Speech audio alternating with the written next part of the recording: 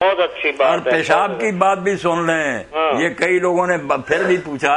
آج کل انتظام ہو گیا بڑا اچھا کہ جہاں نا بس اسٹاپ وغیرہ بنے ہوئے وہاں لوگوں نے بنائے ہوئے ہیں کہ کھڑے ہو کر ہی آرام سے ان میں پیشاب کر سکتا. ہاں جی وہ بڑے پارٹ بنے ہوئے بنے تو کوئی حرج نہیں. اللہ کے رسول علیہ السلام نے دین مکمل کیا تو کھڑے ہو کر پیشاب کیا جو صحیح بخاری اور دوسری کی.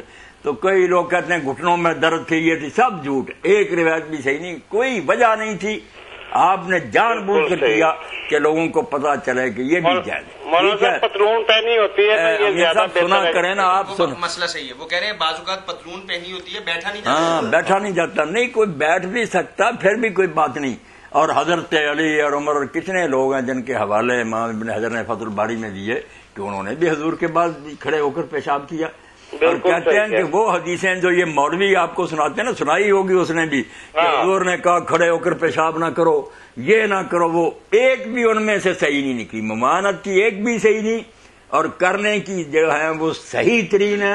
باقی رہ گئی بات کہ پیشاب سے بچنا چاہیے. اگر کوئی آدمی بیٹھ کر کرتا ہے, سخت زمین ہے, چھینٹے آ رہے ہیں, کیا فائدہ بیٹھنے کا. اور اگر کھڑے ہو کر کرتا مگر چھینٹے نہیں پڑتے تو کھڑے ہونے سے کیا بگڑ گیا. کھڑے بیٹھے کی بات نہیں, چھینٹوں سے بچاؤ چاہیے. یہ اس دور میں علامہ المنی صاحب نے بھی اس پر خوب لکھا کہ یار منع کی حدیث کوئی نہیں, اباحت کی حدیثیں موجود ہیں. خود آپ کا عمل ہے, صحابہ کا, تم اپنی طرف سے دین بناتے ہو.